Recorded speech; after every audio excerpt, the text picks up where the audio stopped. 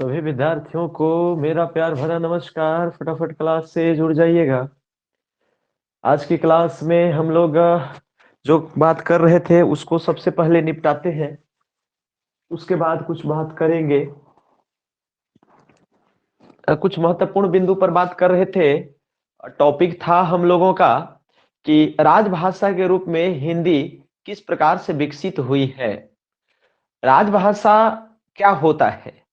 तो यूनेस्को कहता है कि राजभाषा उसे कहेंगे राजभाषा उसे कहेंगे जो राजकाज की भाषा हो, जिसमें कार्यपालिका, विधायिका, न्यायपालिका और शासन प्रशासन का जो है वो कार्यों का क्रियान्वयन होता है, पत्राचार होता है, बातचीत होती है। ऑफिशियल लैंग्वेज के रूप में जो रहेगी जो भाषा, उसको हम लोग राज्य भाषा कहते हैं, राजभाषा कहते हैं, राजभाषा। तो आप यूनेस्को का डेफिनेशन भी, यूनेस्को के डेफिनेशन में एक बात और भी था कि राजभाषा उसे कहेंगे जो शासन या सत्ता को आम जनता से जोड़े। ठीक है, हम आपको बता रहे थे राजभाषा के अलावा संपर्क भाषा और इस संपर्क भाषा और इसके अलावा राष्ट्रभाषा। तो राष्ट्रभाषा और राजभाषा में बहुत अंतर है। राष्ट्रभाषा की चर्चा कहीं भी संविधान में नहीं है, आपको पता है। ये सब हम लोग बात की। इसके अलावा हम लोग ये भी बात कर रहे थे कि भारत के संविधान में जो है कौन कौन से अनुच्छेद हैं, ये आपको ध्यान में रखना है। यहां से श्योर सवाल आएगा और आपको बनाने का प्रयत्न करना है। आराम से बन जाएगा। कुछ कुछ चीजों को जैसे हम बता रहे हैं उसको आप कंठस्थ करके रखिए, सवाल एकदम टकरेगा वहीं से आ जाएगा और आराम से आप उसको कर सकते हैं। तो कुल मिला करके आप ये देख रहे हैं कि संविधान में टोटल 22 भाग है, जिसमें 17वें भाग में जो है वो क्या है कि राजभाषा की चर्चा है, विधिवत चर्चा है। लगभग 11 आर्टिकल हैं जिसमें चर्चा मिलती है राजभाषा के बारे में, हिंदी के बारे में वर्णन है, उसको आपको याद रख लेना है। और ये सब चैप्टर ऐसा है जहां से आपको आसानी से कम पढ़ करके सवाल सही हो जाएगा। ज्यादा इसमें माथापच्ची नहीं करना है। तो ये सब चैप्टर को इसीलिए हम रखे थे कि जल्दी जल्दी में हमको पढ़ाना होगा। ये सब तो ऐसे ही जल्दी जल्दी में पढ़ा देंगे। समझने के लिए समझ रहे हैं। जो पहले अब जैसे चिंतामणि, तो चिंतामणि पढ़ा रहे थे तो उसका मान लीजिए कि हड़बड़ी में पढ़ाने का नहीं ना था, वो सब आराम आराम से उसको हम निकाले हैं। थोड़ा टाइम लगा है लेकिन उसको किए हैं। अब ये सब तो फटाफट होने वाला चीज है। तो क्या आपको बता रहे थे, आपको हिंदी भाषा की कुछ यात्रा बता रहे थे और आप देखें कि किस प्रकार से जो है वो, चाहे उदंत मार्तंड हो या फिर आपको बंगदूत हो राजा राम मोहन राय वाली, या फिर आपको तमाम प्रकार से आर्य समाज में कैसे केशव चंद्र सेन से मोटिवेट होकर के, तो ये एक ये था कि कैसे कैसे हिंदी का जो है एक विकास होते गया और ये ऑफिशियल लैंग्वेज का दर्जा इसको कैसे देना पड़ा। ये चीज है। राष्ट्रीय भाषा का दर्जा तो नहीं मिल सका, लेकिन कम से कम राज्य भाषा का दर्जा तो है। लेकिन आप ये भी देखें कि राजभाषा का दर्जा जो मिला था उसमें भी दिक्कत हो गई, क्योंकि 15 वर्षों तक ये कहा गया कि भाई अभी अंग्रेजी को मिला करके जो है सो कामकाज अंग्रेजी में ही किया जाए। हिंदी में अभी उतना विकास नहीं हुआ है, लेकिन हिंदी में जो है वो उसको कहा गया था कि 15 साल के अंदर जो है 1950 में संविधान लागू हुआ और 14 सितंबर 1949 को ही जो है वो हिंदी को राजभाषा का दर्जा दिया जा चुका था। यानी संविधान लागू होने से पहले ही जो है वो हिंदी को राजभाषा का दर्जा दिया जा चुका था। संविधान लागू हुआ है 26 जनवरी 1950 को और दर्जा मिला है जो है वो 14 सितंबर 1949 ईस्वी को। मतलब कि संविधान लागू से पहले ही हिंदी को राजभाषा का दर्जा दिया जा चुका था। आप इसके विकास को भी देखें कि किस तरीके से इसका कुछ कुछ विकास हुआ। हम लोग बात करें तो संविधान में हिंदी में जो है भाग 17 अनुच्छेद 343 से 351 351 लगातार जो आर्टिकल है, 343 एगो, 344, 345, 346, 347, 348, 349, 350, 351, 9 लगातार आर्टिकल जो है वो क्या है, संविधान में उपबंधित है भाग 17 के अंतर्गत। और इसके बाद 2 और आर्टिकल है जो जो 120 है और 210 है, 120 210 पलट देना है, काम हो जाएगा। तो इस तरीके से जो है हम लोग बात कर रहे हैं। ये सबसे पहले उपबंधों की चर्चा कर लेते हैं कि किसमें क्या है। आपके पास उतना अब टाइम नहीं है कि आपको एकदम याद रहेगा, हम उतना चीज पढ़ाएंगे जो आपको याद रहे, कंठस्थ हो जाए, ठीक है, कंठस्थ किसी तरीके से हो जाए। तो बात कर रहे थे कि 343 आर्टिकल में क्या था, कौन से आर्टिकल में, 343 में, 343 से लेकर के 351 का हम लोग बात कर लेंगे, इसको कंठस्थ करने का भी प्रयास करेंगे। 343 में 3-4 चीजें थी। पहला चीज है कि हिंदी जो है वो हमारा राजभाषा है, ये 343 में ही कह दिया गया। फिर कहता है कि देवनागरी लिपि ही जो है वो हमारी लिपि होगी राजभाषा की, मतलब रोमन में नहीं लिख सकेंगे, यदि हिंदी लिखना है तो देवनागरी क ख ग घ लिखना पड़ेगा। तो 2 चीज, एक तो कि हिंदी हमारी राजभाषा होगी, अनुच्छेद 343, देवनागरी ही हमारी लिपि होगी हिंदी की, ये कहता है आपको जो है अनुच्छेद 343। 343 में ही दोनों बात है, हिंदी भाषा के बारे में और देवनागरी लिपि के बारे में, ये 2 बात है। तीसरी बात जो है वो तीसरी बात ये है कि जो अंक यूज होगा वो अंतरराष्ट्रीय होगा, मतलब जो जैसे 1 2 3 4 5 जो यूज होता है, जो अंतरराष्ट्रीय अरे 1 2 3 4 देखते हैं ना, वही वाला को हम लोग क्या कर देंगे कि यूज कर सकते हैं, इसमें कोई तकलीफ की बात नहीं है। इसके अलावा इसी में कहा गया था अनुच्छेद 343 में ही, अनुच्छेद 343 में ही कि 15 वर्षों तक जो है, आप ये देख लीजिए, इसमें हमने क्या क्या बताया, राजभाषा जो है वो हिंदी होगी, आपको यहां दिख रहे हैं, हमने पहला लिखा राजभाषा क्या होगी, हिंदी होगी। दूसरा लिखा कि लिपि जो है देवनागरी होगी। ये अनुच्छेद 343 का चर्चा कर रहे हैं, अनुच्छेद 343 में ये बात है, राजभाषा हिंदी होगी, लिपि देवनागरी होगी, 15 वर्षों तक अंग्रेजी ही राजकाज की भाषा होगी, क्योंकि मजबूरी है, अंग्रेजी में ही काम चलेगा। हिंदी अभी इतना तरक्की नहीं किया है कि हिंदी में हम लोग कामकाज कर सकते हैं। यानी 26 जनवरी 1950 को जब संविधान लागू हुआ तो निर्णय यह लिया गया कि अभी हिंदी में कैसे काम करिएगा, अभी हिंदी के कोई बुझेबो नहीं करता है, केरल कर्नाटक तमिलनाडु वाला तो पगलैये जाएगा, तो हिंदी किसी को, लेकिन हिंदी का क्या किया जाएगा, विकास किया जाएगा। आजाद भारत हो गया है तो मनचाहे हम लोग हिंदी का विकास कर सकते हैं। तो इन लोग सोचे कि 1950 के बाद हम लोग 15 साल तक, 1965 तक जबरदस्त हिंदी का प्रचार प्रसार करेंगे और हिंदी में कामकाज की, हिंदी को कम से कम कामकाज की भाषा पहले बनाएंगे, यानी हिंदी को राजभाषा का दर्जा देंगे, बाद में राष्ट्रभाषा का दर्जा मिलते रहेगा। लेकिन सबसे पहले भाषा यानी ऑफिशियल लैंग्वेज के रूप में तो कम से कम हिंदी को बना ही दिया जाना चाहिए। तो ऑफिशियल लैंग्वेज के रूप में जो है वो हिंदी को बनाने के लिए 15 साल का मोहलत मांगा गया।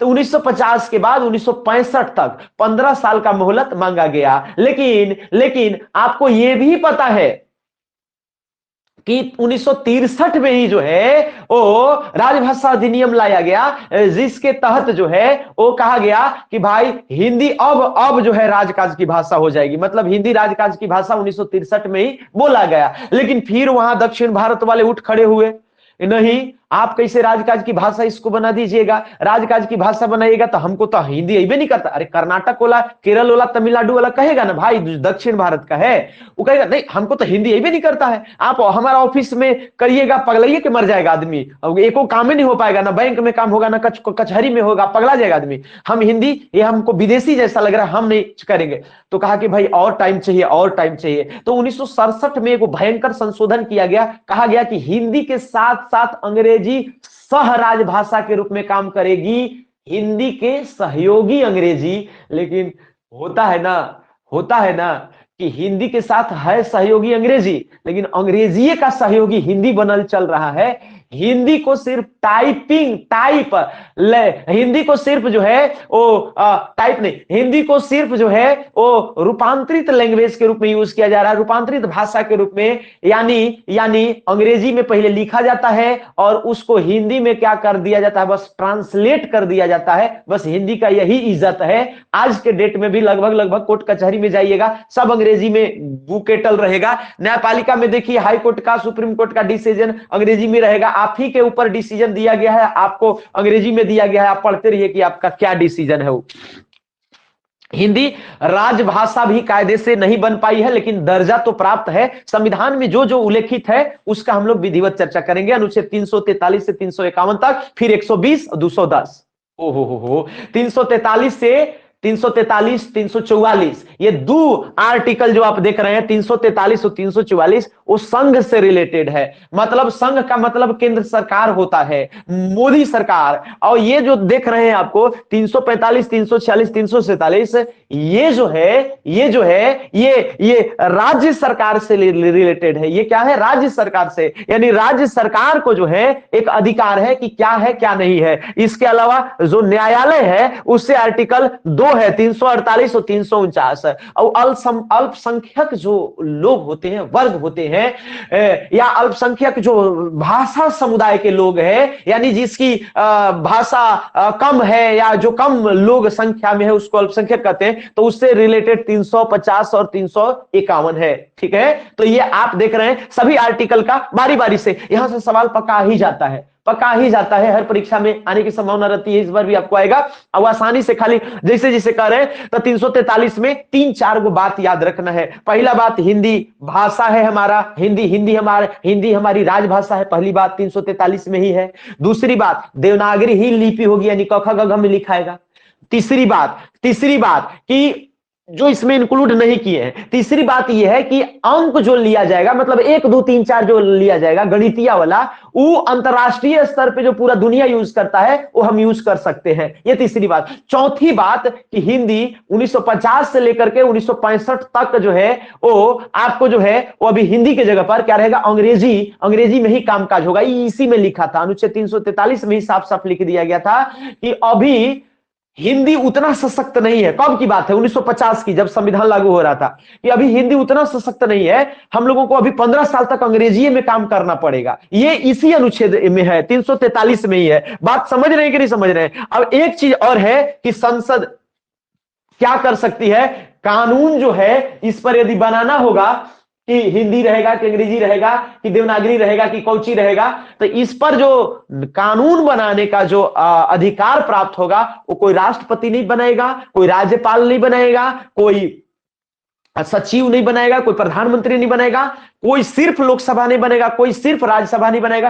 कानून बनाने का अधिकार संसद को रहेगा। और संसद में लोकसभा और राज्यसभा दोनों आता है, यानी संसद इस पर कानून बना सकती है। इस पर कानून बना सकती है संसद, जो है वो इस पे कानून बना सकती है। संसद किस पे कानून बना सकती है कि भाषा जो है वो हिंदी होगी कि अंग्रेजी होगी कि क्या होगी, इस पर तो यानी कानून बनाने का अधिकार किसको है? संसद को है। आर्टिकल 343 के रूप में हम लोग बात कर लिए। 344 की बात करेंगे, 344 की बात करेंगे।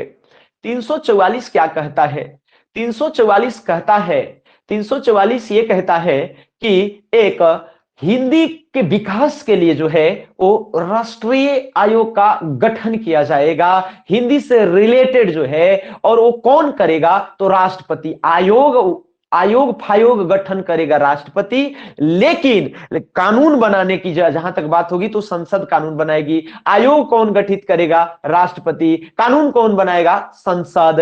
ये कानून बनाने की प्रक्रिया किसमें? अनुच्छेद 343 में। के बनाएगा? संसद। लेकिन जब आयोग की बात आएगी, किसकी बात आएगी? सर आयोग। तो एक लाइन में लिख देना चाहूंगा, इसको ऐसे कर दे रहे हैं कि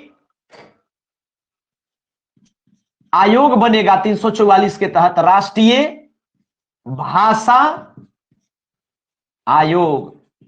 राष्ट्रीय भाषा आयोग का क्या होगा सर? गठन। राष्ट्रीय भाषा आयोग का क्या होगा सर? गठन होगा सर।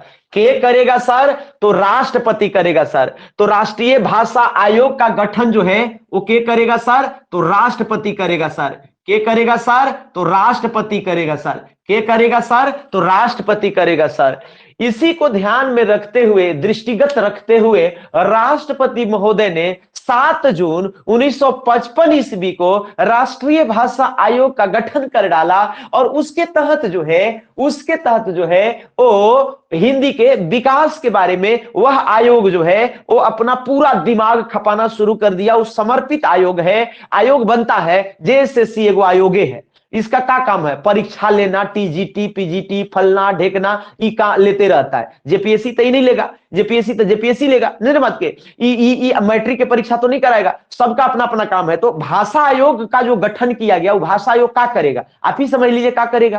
के गठन करेगा, राष्ट्रपति करेगा। इस जो अनुच्छेद 300 कौन आर्टिकल में है? 344 में है। 344 में क्या है? तो 344 में है कि राष्ट्रपति के द्वारा हिंदी के विकास के लिए या राजभाषा के विकास के लिए जो है वो एक आयोग का गठन किया जाएगा जिसका नाम रहेगा भाषा आयोग। और भाषा आयोग राष्ट्रपति गठित करेगा और राष्ट्रपति जो है वो 7 जून 1955 ईस्वी को भाषा आयोग का गठन करेगा। तो आपको एक लाइन और लिख लेना है कि कब ये गठन होगा सर? ये 7 जून 1955 ईस्वी को। कब होगा सर? 7 जून 1955 ईस्वी को। एक जो है बीजी खेर व्यक्ति थे, ठीक है। तो ये जो बीजी खेर थे उनकी अध्यक्षता में ये आयोग का गठन किया गया था हिंदी के विकास के लिए। तो पूछा जाएगा कि अनुच्छेद 344 के तहत जो राष्ट्रपति जो भाषा आयोग का गठन 7 जून 1955 को किया था वह जो आयोग है उसके अध्यक्ष के थे। सबसे पहला अध्यक्ष के रहेगा उसका, तब बीजी खेर रहेंगे। बीजी खेर उस समय राष्ट्रपति के था डॉक्टर राजेंद्र प्रसाद। भारत के प्रथम राष्ट्रपति ने बीजी खेर के नेतृत्व में भाषा आयोग का गठन कर दिया था 7 जून 1955 ईस्वी को, जिसका वर्णन है भाग 17 अनुच्छेद 344। बात कुछ भी सवाल उलट पलट के पूछ सकता है। एक बार कॉन्सेप्ट क्लियर रहेगा, कितनों सवाल आवे वो सब बन जाएगा। तो आपको एक बार कॉन्सेप्ट बस क्या होना चाहिए? क्लियर रहना चाहिए। तो यहां पर जो है 7 जून 1900 ये कौन से व्यक्ति थे सर? तो छोटा सा लिख दे रहा हूं, बीजी खेर, और खीर नहीं खेर। ये बात समझ रहे कि नहीं समझ रहे? बीजी क्या हो जाएगा? खेर हो जाएगा। बीजी क्या हो जाएगा? खेर हो जाएगा। बीजी क्या हो जाएगा? खेर हो जाएगा। लेकिन ये जो भाषा आयोग जो बना, ये भाषा आयोग जो गठित किया गया, क्या इसका कोई मूल्यांकन करेगा कि ये आयोग क्या किया क्या नहीं किया? तो इसके लिए समीक्षा भी किया जाएगा। क्या किया जाएगा? इसकी समीक्षा होगी। समीक्षा किसके द्वारा होगी? तो समीक्षा जो है, समीक्षा मैंने समझते हैं ना, पुनर्विलोकन इसका होगा, देखा जाएगा। तो इसमें जो है वो 30 सदस्यीय जो है एक ग्रुप रहेगा जिसमें लोकसभा राज्यसभा के लोग रहेंगे और इसकी समीक्षा भी करेंगे। तो इस तरीके से तो और समीक्षा तो सबसे पहले ये समझ लीजिए कि समीक्षा कब कब होगा। तो समीक्षा जो है वो 5वें वर्ष और 10वें वर्ष, 5वें वर्ष और 10वें वर्ष, मैंने 5 और 10 साल पर जब ये इस गठन हो गया, मतलब 55 के बाद 5 60 में होगा और 60 के बाद फिर 10 70 में होगा। इस तरीके से ये बात कहा गया था। इसमें सदस्य जो होंगे सर, वो सदस्यों की संख्या जो होगी वो 30 होंगे। कितने होंगे? 30 होंगे। जिसमें कहा जाता है कि लोकसभा से कितना लोग होगा? तो लोकसभा से 20 लोग होगा। राज्यसभा से कितना लोग होगा? तो राज्यसभा से भी जो है 10 लोग होगा। 20 और 10 30, टोटल सदस्य 30 है। तो टोटल सदस्य 30 है। कुल सदस्यों की संख्या कितनी रहेगी? 30। तब 20 गो लोकसभा का और 10 गो राज्यसभा का, तो 30 गो रहेगा सदस्य। और यहां पर यह भाषा आयोग का गठन हुआ राष्ट्रपति की अध्यक्षता में। राष्ट्रपति करेगा, राष्ट्रपति की अध्यक्षता में नहीं, राष्ट्रपति भाषा आयोग का गठन करेगा, लेकिन इसके अध्यक्ष बीजी खेर रहेंगे, ये रहेगा बीजी खेर। तो इतना खाली 344 में आपको बात याद रखना है, 100% सवाल सब सही हो जाएगा, कोई दिक्कत नहीं है। फिर से 344 क्या कहता है, तो एक जो है वो भाषा आयोग का गठन किया जाएगा, किसके द्वारा, राष्ट्रपति के द्वारा। तो इसका इस अधिकार का यूज करते हुए राष्ट्रपति डॉक्टर राजेंद्र प्रसाद ने कब इसको यूज किया, 7 जून 1955 को भाषा आयोग गठित कर दिया। किसको हेड बनाया, बीजी खेर को। बीजी खेर को कितने सदस्य रहेंगे, 30 सदस्य। टोटल कई गो रहेगा, 30 गो। उसमें लोकसभा का कई गो रहेगा, 20 गो। राज्यसभा का कई गो रहेगा, 10 गो। टोटल 30 गो हो गया। समीक्षा भी 5वें और 10वें वर्ष किया जाएगा, हो गया काम। 344 खत्म हो गया। ये आप देख रहे हैं राष्ट्रपति संघ से रिलेटेड है कि राज्य से, संघ से ना भाई, तो संघ वाला मैटर ये यहां पर है, ये संघ का मैटर है। यहां पर आप देख रहे हैं कि संसद कानून बनाएगी, तो संसद कानून बनाएगी तो ये संसद किससे रिलेटेड होता है, संसद दिल्ली में ना है भाई, रांची में थोड़ी है, पटना में थोड़ी है, संसद दिल्ली में है। तो संघ वाला जो है ये आपको 343 भी है, 344 भी। कैसे पता लगा, क्योंकि इसमें संसद की बात है और इसमें राष्ट्रपति के पावर की बात है। तो संसद और राष्ट्रपति ये संघ लेवल का चीज है, राष्ट्रपति किसी राज्य का नहीं होता है और संघ भी राज्य का, संसद भी किसी राज्य का नहीं होता है।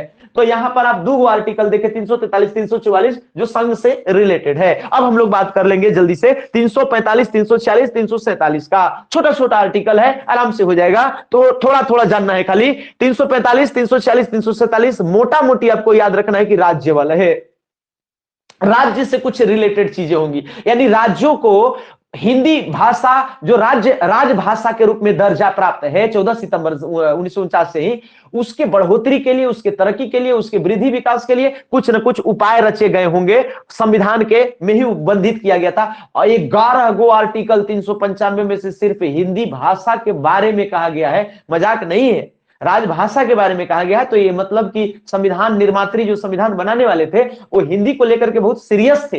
भाषा संवेदना और भाषा संवाद का माध्यम होता है और संवाद से संवेदना जन्म लेती है। यदि आपको बोलने चलने नहीं आ रहा है तो दिक्कत हो जाती है।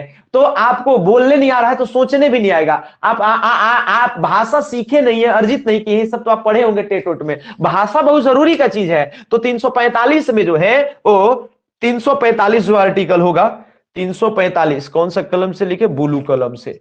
तो 345 जो आर्टिकल होगा वो इसके लिए क्या कर सकता है कि राज्य को 345 में ये कहेगा कि राज्य की जनता या जितने जैसे बहुसंख्यक लोग रहेंगे जो बोलने वाले जो चीज की रहेंगे, तो राज्य को ये अधिकार है, राज्य को ये क्षमता ताकत प्राप्त होना चाहिए कि अपने भाषा का, कि उसके अंदर का क्या भाषा होगा उसको चुनाव करने का अधिकार होना चाहिए। तो राज्य के अंदर की जो भाषा, राज्य की भाषा, जैसे मान लीजिए कि झारखंड कहेगा कि नहीं अब जो कामकाज होगा वो संथाली में होगा, संथाली में होगा, तो हम लोग उसका विरोध कर सकते हैं। संथाली हम लोगों को नहीं आता है, लेकिन ये राज्य के ऊपर निर्भर करता है। यदि बना देगा तो बना देगा, आप कुछ नहीं कर पाइएगा।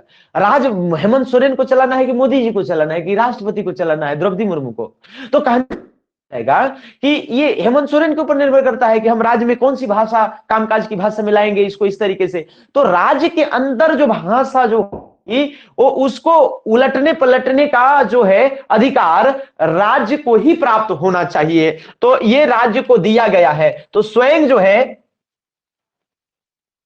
बस यहां पर एकदम संक्षेप में लिख दे रहे हैं जिससे कि आपका काम हो जाए। स्वयं अपने लिए भाषा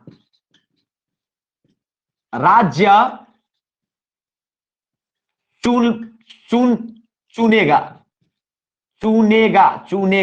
मतलब समझ रहे हैं, बस इतने लिखे हैं।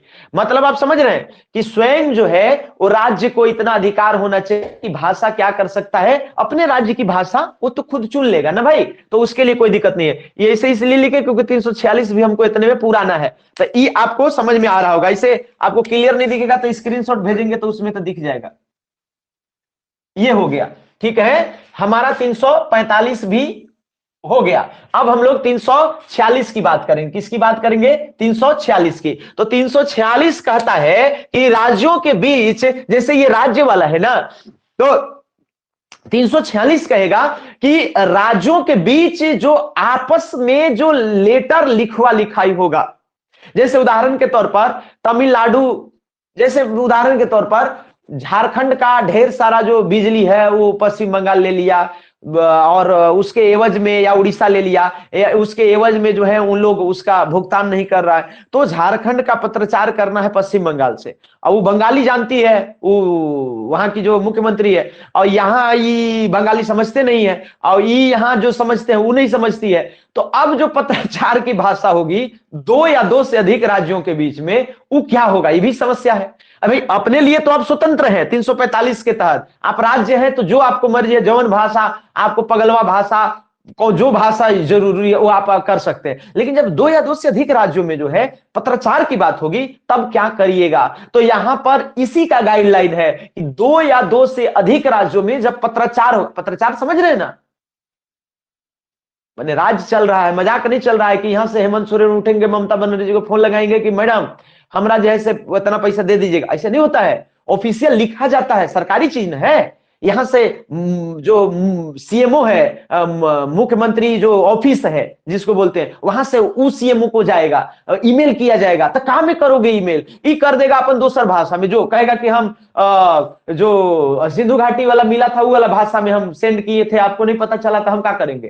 तो ऐसे नहीं ना होता है, कुछ होना चाहिए नियम कानून ना। तो पहले तो आप ये जान लीजिए कि पत्राचार की भाषा है, किसकी भाषा है ये अनुच्छेद क्या है? तो ये कहता है कि जैसे दो या दो से अधिक है, मतलब राज्यों, एक के साथ लिख दे रहा हूं, राज्यों के बीच जो है पत्राचार यदि किया जाएगा, कौची किया जाएगा सर? पत्राचार की भाषा क्या होगी ये आपको निर्धारित किया जाएगा, ठीक है। और इसके लिए जो है, इसके लिए एक बहुत इंपॉर्टेंट बात है कि अनुच्छेद 346 को लेकर के जो है कि राज्यों के बीच पत्राचार की भाषा क्या होगी, कई समय तक विवाद चलते रहा क्योंकि अस्पष्ट था। तो इसके लिए जो है वो उपबंध हुआ, और जिसको बोलेंगे 1976 ईस्वी में, 1976 में अधिनियम भी जारी किया गया, और एक जो अधिनियम जो बना उसके तहत राज्यों को 3 श्रेणी में विभाजित कर दिया गया, श्रेणी क, श्रेणी ख और श्रेणी ग। 3 श्रेणी में विभाजित कर दिया गया कि कौन से राज्य में किस तरीके से पत्राचार की भाषा होगी, क, ख और ग। तो ये जो है 1976 में जो अधिनियम आया, तो उसके तहत जो है वो राज्यों को 3 श्रेणी में विभाजित कर दिया गया। कितने श्रेणी में? 3 श्रेणी में, पूरे भारत के राज्यों को, ठीक है। एक क श्रेणी, दूसरा ख श्रेणी और तीसरा ग श्रेणी। क, ख और ग श्रेणी। क श्रेणी में जो था, इसमें हम थोड़ा शॉर्ट में लिख दे रहे हैं। क श्रेणी में जो रहेगा, ये रहेगा हिमाचल प्रदेश, दूसरा जो रहेगा उत्तर प्रदेश, तीसरा जो रहेगा मध्य प्रदेश। 3 गो हो गया। इसके अलावा A4 मने हरियाणा, आप नोट कर सकते हैं, A4 मने हरियाणा, और D मने दिल्ली, और RS मने राजस्थान, और BI मने बिहार। तो क्या क्या हम लिखे हैं? हिमाचल प्रदेश पहला, दूसरा उत्तर प्रदेश, तीसरा मध्य प्रदेश, चौथा हरियाणा, पांचवा दिल्ली, राजस्थान और बिहार। कई बार सवाल आता है कि राज्यों के पत्राचार के लिए जो 346 जो आर्टिकल है उसमें क श्रेणी के अंतर्गत कौन सा राज्य नहीं आता है, कौन सा राज्य क श्रेणी के अंतर्गत है अथवा नहीं है, ख श्रेणी के अंतर्गत कौन है अथवा नहीं है, ऐसे करके पूछा जाता है। तो क श्रेणी के अंतर्गत ये राज्य हो गए। क्लियर है यहां तक? ख श्रेणी के राज्य जो है वो कुछ राज्य ही रहेंगे। तो ख श्रेणी के जो राज्य होंगे वो होंगे पंजाब, चंडीगढ़, CG मने छत्तीसगढ़ नहीं चंडीगढ़, MH मने महाराष्ट्र, और AN मने अंडमान निकोबार द्वीप समूह। कौन कौन हुआ सर?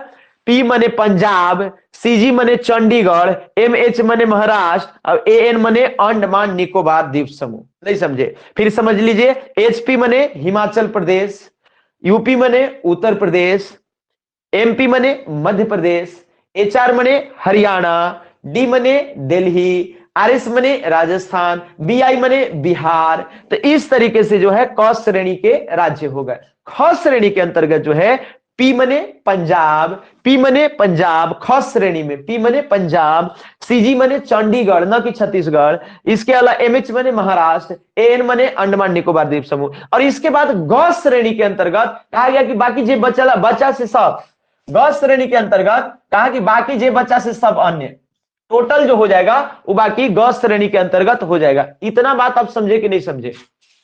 इतना बात आप समझे कि नहीं समझे? इतना आप समझ लिए? इतना बात आप समझ लिए कि नहीं समझे? इतना बात आप समझ लिए?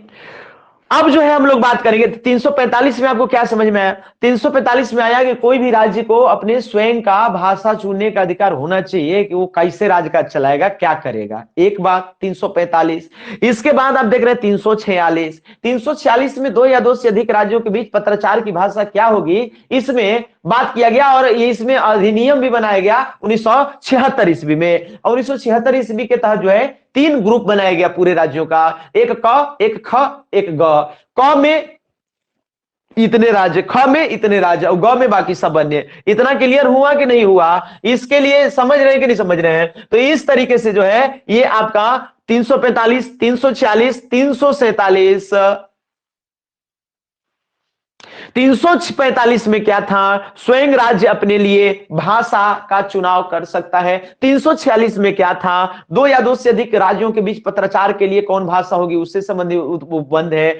ये 347 में क्या होगा? तो 347 में ये होगा कि वहां की जनता जो है जिस राज्य की है वो स्वयं भी जो है वो अपने डिमांड कर सकती है और राष्ट्रपति चाहे तो फिर उसके ऊपर नियम कानून बना सकता है। यानी जो है जनता का यहां पर वैल्यू दिया गया। जिस राज्य में जो जनता होती है तो जो बहुसंख्यक जनता जो जिस राज्य का डिमांड कर रही है, जिस राज्य में रह करके उस राज्य के लिए जिस भाषा का डिमांड कर रही है उसके लिए राष्ट्रपति है ना, राष्ट्रपति वो भाषा क्या करेगा उसके लिए कि उस राज्य को के लिए मान्य करेगा। तो यहां पर एक लाइन आपको लिख देते हैं कि अनुच्छेद 347 क्या है। बहुत हम उसको शॉर्ट किए हैं कि आपको क्या समझना है। बस जो है जनता जो भाषा मांगेगी यानी डिमांड करेगी उसे राष्ट्रपति और कोई नहीं, ध्यान दीजिएगा, क्या करेगा? मान्य करेगा। कर सकता है, नहीं भी कर सकता है। राष्ट्रपति को यह अधिकार है कि जनता के डिमांड करने के बाद जो है जिस भाषा को जो है वो जनता वहां की पसंद करती है उस भाषा को वो लोगों के जन समूह के आधार पर वो दे करके और उस भाषा को मान्य करेगा उस राज्य के लिए। अनुच्छेद 346 हो गया। बात समझ रहे कि नहीं समझ रहे हैं? ये समझ लिए। तो आप राज्य के लिए बात हो गया कि जिस राज्य में जनता रह रही है उसमें क्या होगा। फिर आप ये देखें कि पत्राचार का बात हुआ और फिर आप ये देखें कि स्वयं राज्य अपने लिए जो है वो व्यवस्था कर सकता है, लेकिन जनता यदि नहीं मानेगी तो फिर राष्ट्रपति उसके ऊपर है। राष्ट्रपति से भी वो भाषा के बारे में कहा जा सकता है। समझ रहे कि नहीं समझ रहे? इसके बारे में भी कहा जा सकता है। अब हम लोग बात करेंगे 348 आर्टिकल का और इसके बाद जो है सो 349 आर्टिकल का। ये किससे संबंधित रहेगा? न्यायपालिका से, न्यायालय से। 348 349 किससे रहेगा? जनरली न्यायालय से संबंधित रहेगा। 348 कहता है कि हाई कोर्ट, सुप्रीम कोर्ट की भाषा जो होगी वो जनरली जो है वो अंग्रेजी में ही अंग्रेजी का ही जो है सो यूज किया जाएगा। तो हाई कोर्ट और सुप्रीम कोर्ट ये अनुच्छेद 348 कह दिया, इसीलिए हाई कोर्ट का जितना भी आप देखते होंगे कुछ भी निर्णय आता है तो आपको अंग्रेजी में ही लिखा हुआ मिलेगा, क्योंकि 348 में साफ साफ लिख दिया गया है कि आपको उसका क्या रीजन है। आप बता सकते हैं कि हाई कोर्ट बाकी जगह हिंदी का मान लीजिए तो ये जन्म सिद्ध अधिकार क्यों कर दिया गया कि हाई कोर्ट सुप्रीम कोर्ट में अंग्रेजी में होगा? काहे? इसलिए लंबे समय से कोर्ट कचहरी की जो भाषा थी वो अंग्रेजी में ही, वो बहुत सारे शब्द और तमाम प्रकार की चीजें अंग्रेजी में ही थी। उसका हिंदी कोई शब्द भी नहीं है और हिंदी यदि उसको करते हैं तो अर्थ का अनर्थ निकलता है। एक बात। दूसरी बात कि ये माना गया कि हाई कोर्ट में कोई अपने केस नहीं लड़ता है। कोर्ट में कोई अपने केस नहीं लड़ेगा, वकील के माध्यम से लड़ेगा। तो वकील को इतना माना जाता है कि उसको अंग्रेजी आती होगी, तो उसको जो कहना है उसकी बात को, जो जैसे हम मान लीजिए मुजरिम है, हमारा केस कोई दूसरा वकील लड़ रहा है, हमको अंग्रेजी नहीं आ रही है, तो हमारी बात को वकील जो है वो कोर्ट तक पहुंचा देगा, यानी जज साहब को बता देगा। और जज साहब जो ऑर्डर सुनाएंगे उसको हमारा वकील जो है, जिसको हम, वकील का मतलब समझ रहे हैं ना, और हम जिसके क्लाइंट हैं, तो वो हमको वकील उसको डिकोड करके समझा देगा। इसलिए माना जाता है कि हाई कोर्ट की जो भाषा होएगी सुप्रीम कोर्ट की, वो जनरली अंग्रेजी में होएगी। तो ये आर्टिकल जो है 348 कहता है। तो 348 क्या कहेगा कि कोर्ट की जो भाषा होगी, कोर्ट की भाषा जो होगी, कोर्ट की भाषा क्या होगी सर? इंग्लिश होगी। कोर्ट की भाषा जो है वो क्या होगी सर? इंग्लिश होगी। और ये जो है आपको ध्यान दे सकते हैं, दे सकते हैं कि ये कोर्ट की भाषा जनरली इंग्लिश होगी। 348 349 जो है वो 348 का ही जो है वो क्या है कि अपवाद है। 348 का ही अपवाद 349 है। 349 में कहता है कि देखिए भाई, रहेगा तो हाई कोर्ट सुप्रीम कोर्ट का भाषा अंग्रेजी है, लेकिन संसद उनसद यदि कानून बना देवे, अब कह देवे कि नहीं अंग्रेजी से काम नहीं चलेगा, इसके लिए हमको हिंदी चाहिए, या आप संथाली में इसको छापिए, या जवन में मगही भोजपुरी में छाप दिए, तो उसको छापना पड़ेगा। नहीं समझ रहे बात के? तो इसके लिए यह कहा गया कि जनरली तो अंग्रेजी में रहेगा, लेकिन यदि यदि संशोधन किया जाए तो 349 के तहत हाईकोर्ट सुप्रीम कोर्ट की भाषा भी बदल सकती है। हाईकोर्ट सुप्रीम कोर्ट की भाषा भी क्या हो सकती है? चेंज हो सकती है। यह कहा जा रहा है बहुत सिंपल में जितना हो सकता है सिंपल, क्योंकि हम बहुत ज्यादा पढ़ा तो देंगे आपको उलझाऊ टाइप का चीज, लेकिन वो याद नहीं होगा। आपको याद नहीं रहेगा तो फिर क्या मतलब है? ढेरे चीज पढ़ा देंगे, याद नहीं होगा तो क्या मतलब है? क्योंकि ये याद ना करना पड़ेगा, इसके बिना सवाल गलती हो जाएगा। जैसे मान लीजिए कि हम आपको पढ़ा रहे हैं, कुरुक्षेत्र पढ़ा रहे हैं, कुरुक्षेत्र का कोनो चीज समझ में आया नहीं आया, तब वो काम चीज बहुत बढ़न है, उसमें आपका मेन जो मोटा मोटी एक जो बनेगा अनुभव, उसके आधार पर आप सवाल सही कर ले जाइएगा। लेकिन इसमें है कि जो चीज है सो है, वो याद रहना चाहिए तभी सही होगा। उसमें याद अब सब थोड़ी करने की आवश्यकता है कि सब पर पता चले कि 1500 लाइन का सब कविता आप याद करने के लिए बैठ गए, वो थोड़ी जरूरी है। मोटा मोटी समझना है कि क्या क्या क्या कैसे है। लेकिन यहां पर तो आपको याद करना पड़ेगा, कौमे है लेकिन याद करना पड़ेगा, कंठस्थ मारना पड़ेगा।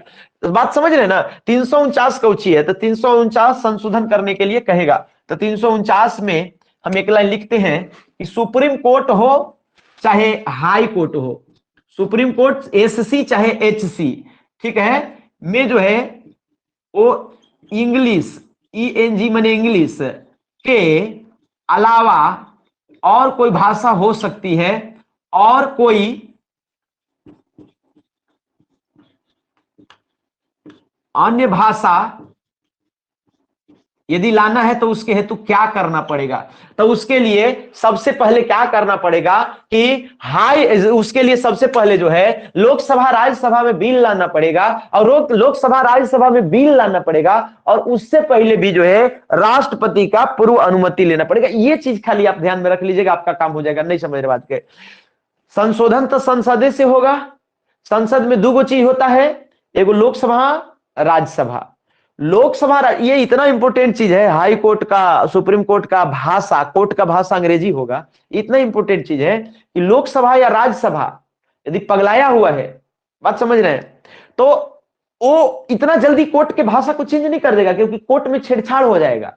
और यहां पर आप देखिएगा कि ये संघ, राज्य या संघ की कार्यपालिका और ये विधायिका और न्यायपालिका, इसको अलग अलग रखने का प्रयास किया जाता है। मतलब कि पता चले कि संसद मिल करके और कोर्टे पर हावी हो गया तो कोर्ट ध्वस्त हो जाएगा, तो पूरा न्याय व्यवस्था चौपट हो जाएगा। इसलिए थोड़ा अलग अलग रखा जाता है, विधायिका न्यायपालिका को थोड़ा अलग अलग रखा जाता है। बात समझ रहे कि नहीं समझ रहे? विधायिका न्यायपालिका को, विधायिका माने कानून बनाना, कानून कौन बनाएगा? संसद। संसद में कोची कोची होता है? लोकसभा, राज्यसभा। लोकसभा या राज्यसभा कोई भी कोर्ट की भाषा चेंज करने के लिए बिल ला सकता है। लोकसभा चाहे राज्यसभा कोई भी कोर्ट की भाषा चेंज करने के लिए बिल ला सकता है, लेकिन लेकिन लेकिन लेकिन लेकिन लेकिन बिल लाने से पहले राष्ट्रपति से पूछना पड़ेगा। सब बिल में ऐसा नहीं होता है, जनरली सब बिल में नहीं, बिल ले लाया जाता है, बाद में राष्ट्रपति साइन करे चाहे नहीं करे। साइन करेगा तो कानून बनेगा, नहीं करेगा तो जय जय जय हिंद जय भारत। लेकिन ऐसा बिल है, ये ऐसा बिल है, सिंसेटिव बिल है। आप हाई कोर्ट सुप्रीम कोर्ट की भाषा को कैसे चेंज करिएगा? तो ये सिंसेटिव बिल है, तो इसके लिए लोकसभा राज्यसभा को राष्ट्रपति से पूर्व अनुमति लेना होता है। बात बुझे नहीं बुझे? बात बुझे नहीं बुझे? 348 में क्या है कि कोर्ट की भाषा अंग्रेजी होगी। 349 कहता है कि अंग्रेजी के अलावा भी और कोई भाषा हो सकती है, बशर्ते कि संसद संशोधन करे। संसद संशोधन करेगा, यानी संसद में दो होता है, लोकसभा राज्यसभा, दुइयों में से कौनों में बिल आएगा पहले, अब पारित करावल जाएगा हर जगह। जैसे लोकसभा में आया तो लोकसभा राज्यसभा से पारित कराएगा, अपना पारित करेगा, राष्ट्रपति से साइन करेगा। लेकिन ये तीनों प्रक्रिया से पहले राष्ट्रपति से पूछना पड़ेगा कि लाए सर, नहीं समझ गया, यह बतिया है और कोई बात नहीं है। लाने से पहले भी एक बार पूछना पड़ेगा। बात समझे कि नहीं समझे? नहीं समझे? बात समझ रहे होंगे तो यह बतिया कि हम लिख देते हैं थोड़ी सा कि लोकसभा या राज्यसभा, एलएस माने लोकसभा, आरएस माने राज्यसभा, पहले क्या करेगा कि राष्ट्रपति की क्या लेगा? पूर्व अनुमति लेगा। अनुमति लेगा, क्या अनुमति से ही बिल ला सकेगा।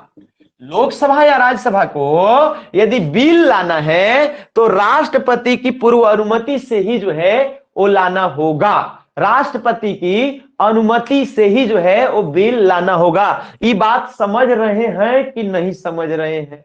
ये बात समझ रहे हैं कि नहीं समझ रहे हैं? ये बात समझ रहे हैं कि नहीं समझ रहे हैं? ये बात समझ रहे हैं कि नहीं समझ रहे हैं? यहां समझ रहे हैं। अब देखिए अल्पसंख्यक वाला, अल्पसंख्यक में कुछ नहीं है। अल्पसंख्यक में भाषा संबंधी 350 और 351, पहले तो ये दोनों को आपको क्या कर लेना है कि याद रखना है, याद रख लेना है। 350 351, 350 में 350 से ज्यादा इंपॉर्टेंट 350 का क है जो पूछा जाता है। 350 का क, ये देख रहा है 350 351 दिख रहा है विद्यार्थीगण?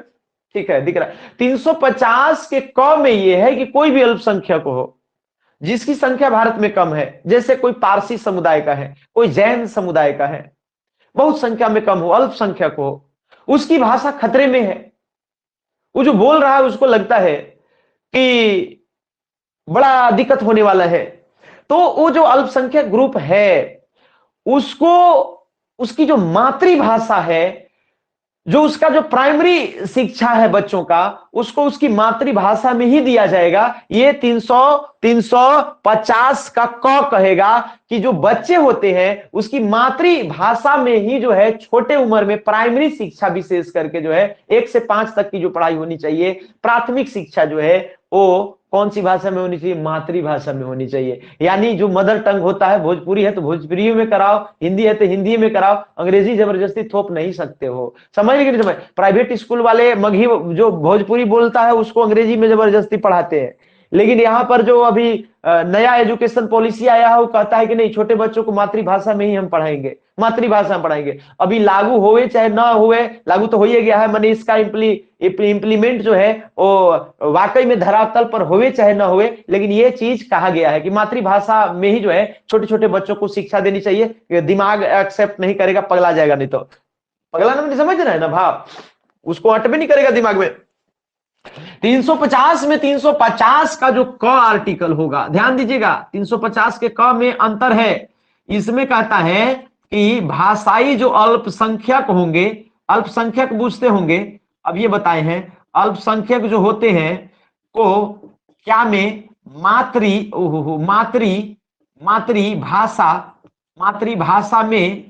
मातृभाषा में शिक्षा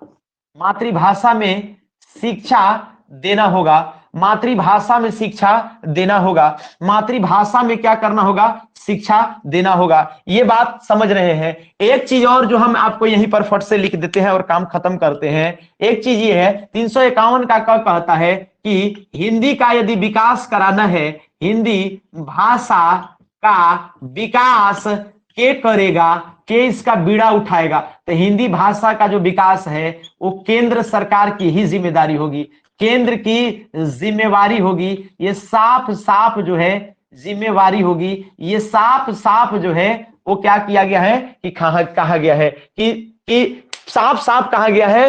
351 क्या कहता है? तो 351 कहता है कि हिंदी भाषा का विकास जो है वो राज्य करे चाहे न करे, और कोई करे चाहे न करे, केंद्र सरकार की ही जिम्मेदारी। तो कभी कभी देखते होंगे हिंदी भाषा के लिए वो सप्ताह मनाया जाता है, या फिर हिंदी भाषा को लेकर के तरह तरह के कार्यक्रम आयोजित किए जाते हैं, तो सब केंद्र सरकार ही जो है जनरली नियोजित करती है। क्योंकि मान लीजिए केरल काहे करेगा भाई, तमिलनाडु में तमिल है तो तमिलनाडु में तो हिंदी क्या वो उससे क्या लेना देना है उसको, समझने के लिए तो बंगाली में बंगाल में बंगला भरमार है, तो हिंदी तो चाहिए कि जो केंद्र सरकार है वो है ना। अब हिंदी बढ़ाने से क्या फायदा होगा? अरे संपर्क भाषा होगा, पूरे देश को कैसे जोड़िएगा? बंगाल में बंगाली बोलेगा, गुजरात में गुजराती बोलेगा, पगला ही जाएगा, सब टूट जाएगा ना। आप कभी ट्रेन में कभी देखे होंगे बंगाली बोल रहा है, कोई उड़िया बोल रहा है, तो आपको उससे अपनावत्व फीलिंग नहीं आएगा जब तक कि आपसे हिंदी में बात नहीं करेगा, या आपका यदि कोई मगही भोजपुरी में बात करेगा तो उससे आपको थोड़ा सा क्लोजनेस आ जाएगा, उसका आप बिस्कुट दलमोट खा लीजिएगा। लेकिन जो उड़िया में बात करेगा वो पता नहीं दलमोट खिया के लूट मत लेवे, तो थोड़ा सा जो है कंफ्यूजियाइल रहिएगा। तो भाषा से अपनवत्व तो होता है ना भाई, अपनी भाषा तो कोई तो एक भाषा होनी चाहिए पूरे देश में। हिंदी को बनाया गया है, तो हिंदी को दुर्भाग्य है भारत के लिए कि कोई एक भाषा नहीं रही, जिससे कि देश की एकता अखंडता अभी भी खतरे में है। बहुत समस्या है देश में बहुत समस्या है, कोई एक भाषा नहीं बढ़िया से विकास कर पाई। हिंदी उसमें सर्वोपरि है, लेकिन हिंदी का जो एक दर्जा मिला था, जैसे जर्मनी में जर्मन है, फ्रांस में फ्रेंच है, चीन की अपनी भाषा है, तो उसी तरीके से जो है इंग्लैंड का इंग्लिश है, बगल में फ्रांस है, लेकिन फ्रांस अंग्रेजी में नफरत करता है फ्रांस में। अभी मेरा भाई एक यूरोप गया था, फ्रांस जर्मनी में घूमा, कहा कि भैया आप समझिए कि अंग्रेजी तो बोल भी नहीं करता है, ढेरे के अंग्रेजी नहीं आता है।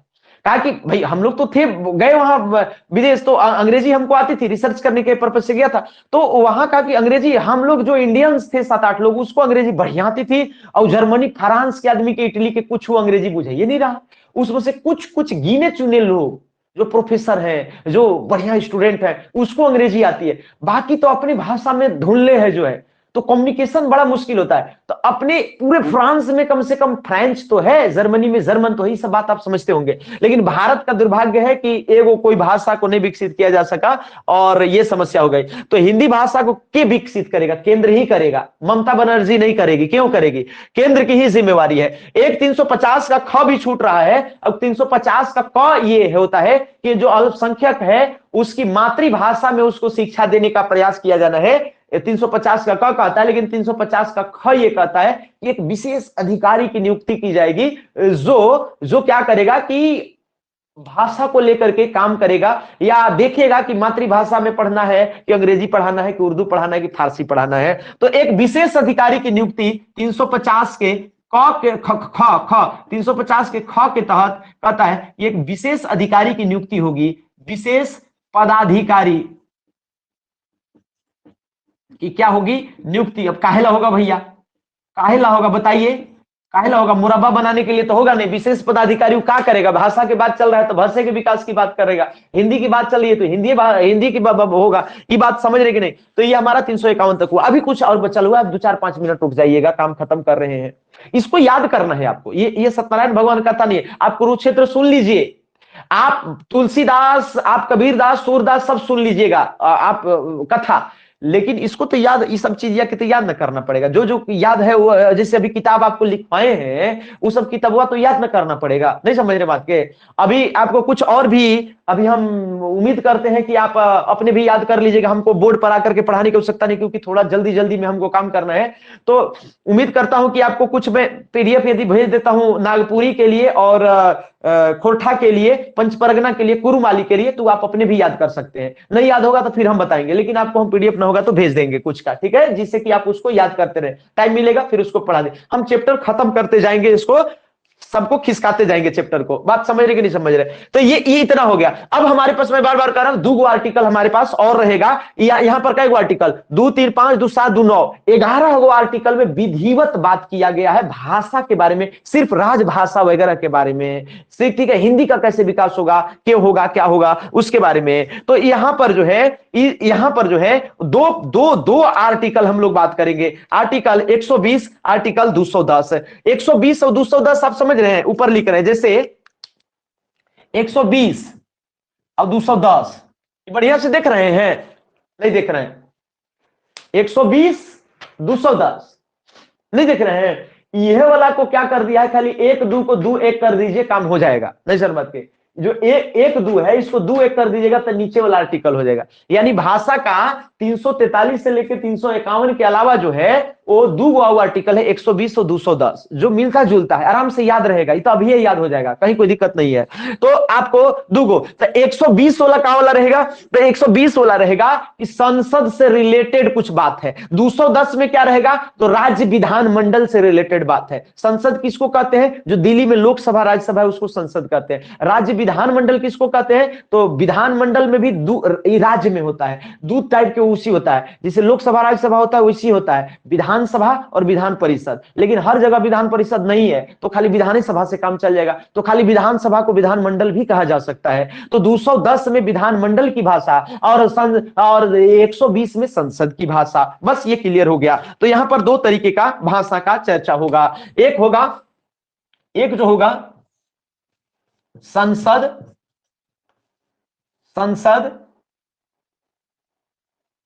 में प्रयोग होने वाली जो भाषा होगी वो क्या होगी, पहला। और दूसरा होगा कि विधानमंडल में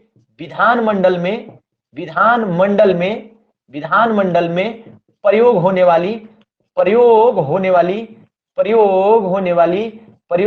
होने वाली जो भाषा होगी वो क्या होगी।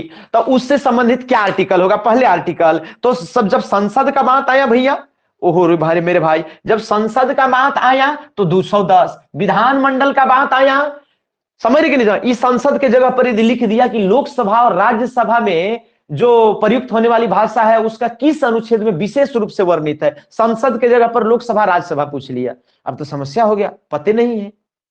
या फिर केंद्रीय संसद पूछ लिया, या केंद्रीय विधायिका यदि पूछ लिया, सब का अर्थ एक ही है, केंद्रीय विधायिका या केंद्रीय संसद या संघ का संसद, ये सब एक ही चीज है जिसमें लोकसभा राज्यसभा आता है। ठीक है, तो ये कौन आर्टिकल होगा सर? तो ये आर्टिकल होगा अनुच्छेद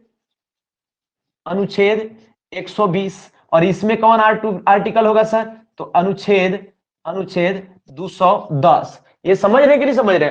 तो इसमें क्या लिखा जाएगा? तो संसद में प्रयोग होने वाली भाषा, तो इसमें लिखता है, इसमें कहेगा कि संसद की जो भाषा होगी, संसद के काम में कार्यक्रम होगा, तो संसद कार्य की जो भाषा होगी वो क्या होगी सर? तो हिंदी हो सकती है, ध्यान रखिएगा, अथवा अंग्रेजी हो सकती है, हिंदी या अंग्रेजी कोई वो हो सकती है, पहला।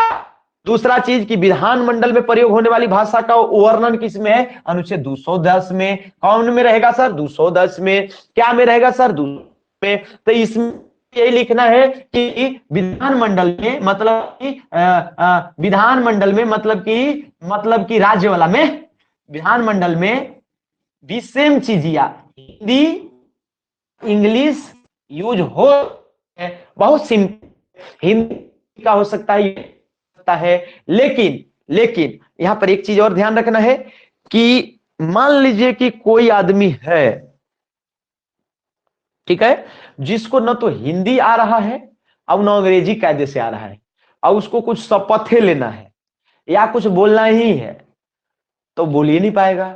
तब हमारा सांसद गया है, हमारा विधायक गया है, वो उसकी भाषा वो तो था नहीं कि पीएचडी करके आएगा भाषा पर। अब भाषा उसको न हिंदी बुझा रहा है न अंग्रेजी बुझा रहा है, तो कहां में बोलेगा?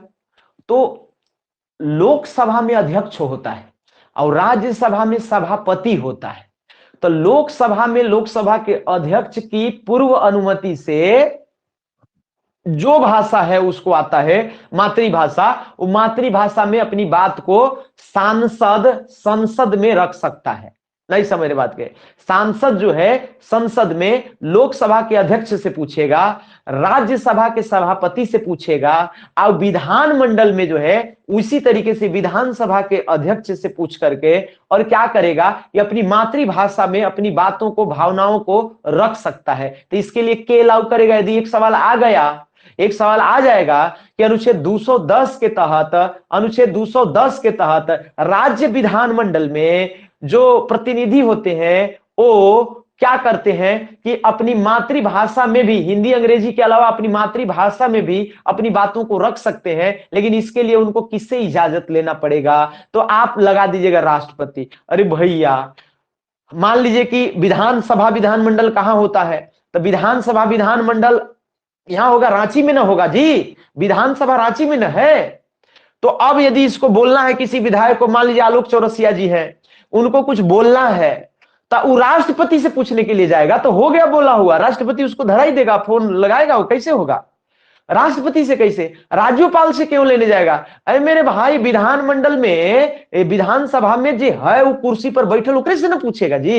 एगो बैठल रहता है ऊपरे, कहता है ना कि अध्यक्ष महोदय, अध्यक्ष महोदय 50 बार, 2 मिनट में 50 बार लोग बोलता है अध्यक्ष महोदय, अध्यक्ष महोदय, अध्यक्ष महोदय, अध्यक्ष महोदय, बोलता है कि नहीं बोलता है? इसी वही वही देता है, लागू करता है। तो विधानसभा हो, चाहे लोकसभा हो, चाहे राज्यसभा हो, सबका एक अध्यक्ष होता है, लेकिन राज्यसभा वाले को सभापति कहते हैं, राज्यसभा वाले को सभापति कहते हैं, वही हेड है। समझ रहे कि नहीं समझ रहे हैं? तो वही उन्हीं लोग अलाउ करेंगे। तो अपना अपना जो अलाउ करेंगे, तो हम थोड़ा सा लिख देते हैं, नहीं तो कंफ्यूज आ जाइएगा। तो यहां पर लिख देते हैं कि अध्यक्ष अथवा सभापति के की आज्ञा लिख देता हूं कि आज्ञा से, आज्ञा देगा तब, आज्ञा से मातृभाषा में, मातृभाषा का भी यूज कर सकते हैं संसद के लोग, सांसद के लोग। अब इसी तरीके से यहां भी सेम है कि अध्यक्ष, अध्यक्ष की आज्ञा से, अध्यक्ष की आज्ञा से क्या कर सकते हैं, मातृभाषा, मातृभाषा भी यूज कर सकते हैं, या जो भाषा में ये क्या रहेंगे, कंफर्टेबल रहेंगे, वो भी जो है ये क्या कर सकते हैं, भाषा यूज कर सकते हैं। ठीक है, इतना आप समझ गए। थोड़ा सा एक दो बात और है जो इसमें फैक्चुअली है, लेकिन बहुत ध्यान देने योग्य तथ्य है कि शुरुआत में जो था संविधान में, वो जो भाषा को जो अधिसूचित किया गया था 8वीं अनुसूची में, इसमें 8वीं अनुसूची में, आपको तो पता होगा 8वीं अनुसूची में कौन कौन भाषा, तो पहले, सबसे पहले 14 भाषा, समझ रहे बात के? इसके बाद फिर एक भाषा को जोड़ा गया, 15 हो गया, फिर 3 भाषा को जोड़ा गया, 18 हो गया, फिर 4 भाषा को जोड़ा गया, 22 भाषा हो गया। तो कौनवा संशोधन किया गया और कब कब किया गया, ये आपको जो है सो याद रखना है। क्या क्या करना है, याद रखना है। बहुत आसानी से आपको याद हो जाएगा कौनवा संशोधन। सबसे पहला तो 21 लिख लेना है, 71 लिख लेना है, अब दोनों के जोड़िएगा तो कितना आएगा आप ही बता दीजिए। 21 और 71 को जोड़िएगा। सबसे पहले 21वां संविधान संशोधन हुआ, भाषा 15वीं भाषा को जोड़ने के लिए, कि अब 14 गो नहीं रहेगा, 15 गो हो जाएगा।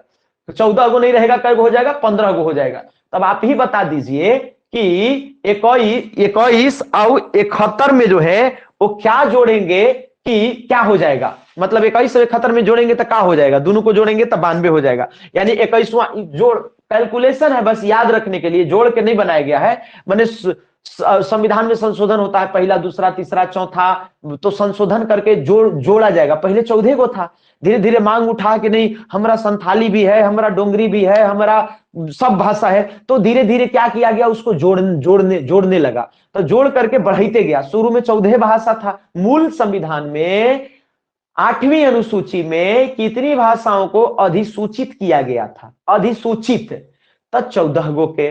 इसके बाद कौनवा संविधान संशोधन के तहत 15वां जो है, मैंने सबसे पहली बार एगो भाषा को जोड़ दिया गया था, तो यह है 21वां संविधान संशोधन। 21वां संविधान संशोधन कब हुआ था सर, तो 21वां संविधान संशोधन, ये कौनवा संविधान संशोधन है सर, सब में वहां लगा दे रहे हैं, 21वां, 71वां और 92वां, 92 लिख दे रहा हूं लाल कलम से, 92वां, अरे भैया, 92वां, 92वां क्या रहेगा? 92वां। तो 21वां संविधान संशोधन, 71वां संविधान संशोधन और 92वां संविधान संशोधन। 21वां जो होगा वो 1967 में होगा, 71वां जो होगा वो 1992 में होगा, और जो 92वां जो होगा वो 2003 में होगा, 2003 में होगा। तो 21वां, 71वां और 92वां संविधान संशोधन जो है वो इस तरीके का हो गया। इस हिसाब से यहां पर आपको ये देखना है 1967 में किस भाषा को जोड़ा गया था, यानी 21वां के तहत किसको जोड़ा गया। तो हमको उम्मीद है कि सिंधी आप जानते होंगे, यानी 14+1 अब 15 गो हो गया। कॉमन में 8वीं अनुसूची में आप नोट करेंगे, 8वीं अनुसूची में अभी वर्तमान समय में 22 भाषाएं मौजूद हैं, लेकिन शुरुआत में 14 भाषाएं ही थी। 14 भाषाओं में से फिर पहला बार जो है 21वां संविधान संशोधन के तहत जो है वो जोड़ा गया भाषा सिंधी को, और 15 गो भाषा हो गया। इसके बाद 71वां के बाद 3 गो क्या जोड़ा गया 71वां के तहत, और ये रहेगा नमक। ये वो ट्रिक है, सभी लोग जानते हैं। तो न माने नेपाल, नेपाल की भाषा हो गया। म माने मणिपुर की भाषा हो गई, ये सारे लोग ट्रिक जानते हैं। प्लस एक कोंकणी है, बहुत पॉपुलर ट्रिक है, सारे लोग समझते हैं। न म क, सबसे पहले सिंधी जोड़ा गया था, ये वो खाली याद रखिएगा। इसके बाद 71वां में नमक जोड़ा गया। नमक का मतलब कि न से नेपाली, म से मणिपुरी और क से कोंकणी, ये 3 भाषाओं को जोड़ा गया। ठीक है। अब एक आपको सबसे लास्ट में रहेगा, इसको भी लोग बोडो मास ट्रिक से याद रखते हैं, बोडो मास, बोडो मास। तो बोडो में तो बो तो सबसे पहले बो मने बोडो हो ही जाएगा, डो मने डोंगरी हो जाएगा, समझ रहे कि नहीं समझ रहे?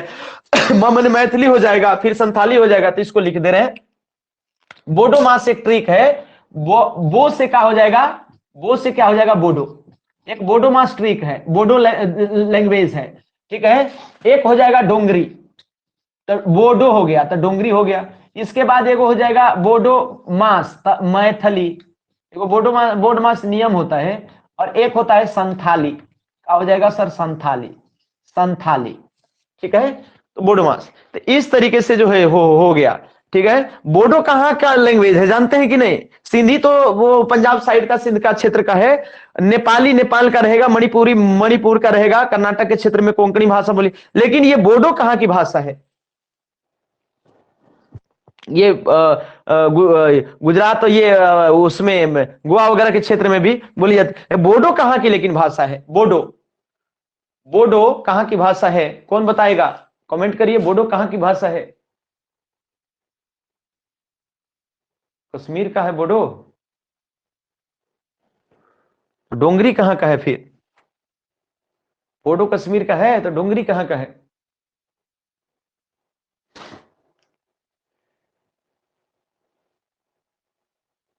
डोंगरी कहाँ का है फिर बता दीजिए। बोडो बता रहे हैं कि डोंगरी बता रहे हैं?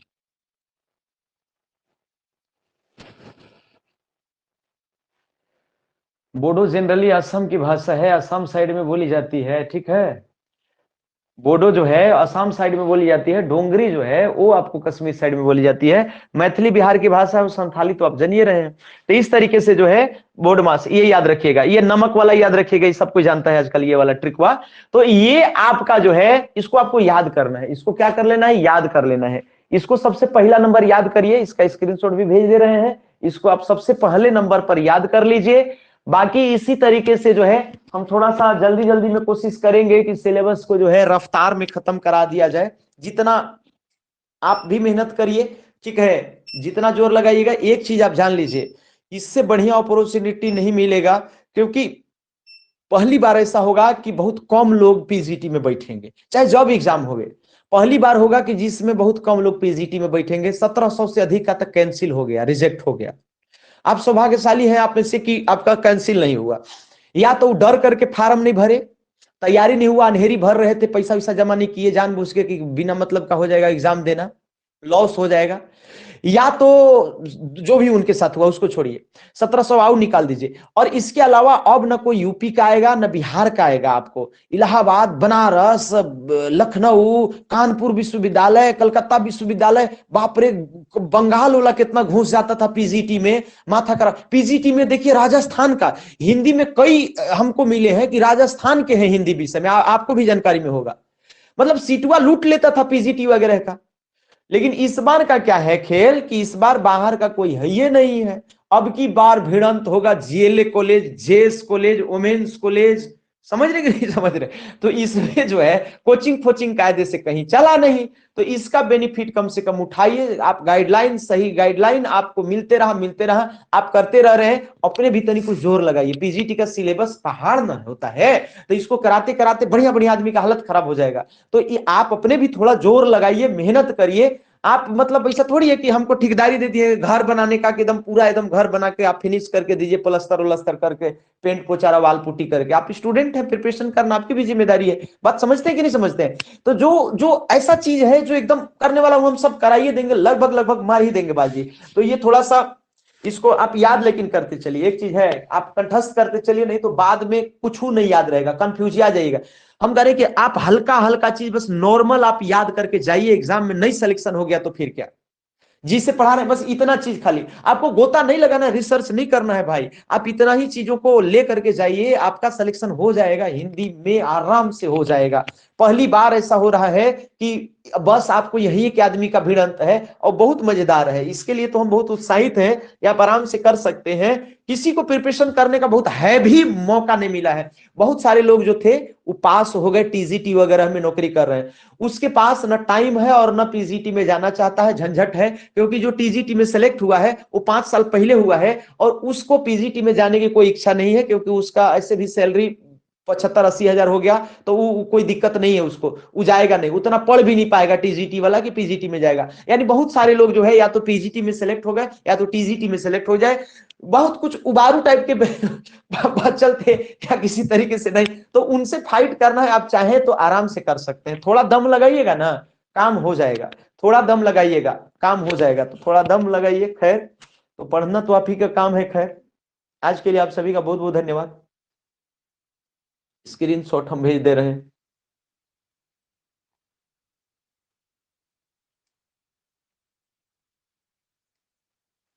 अरे भैया।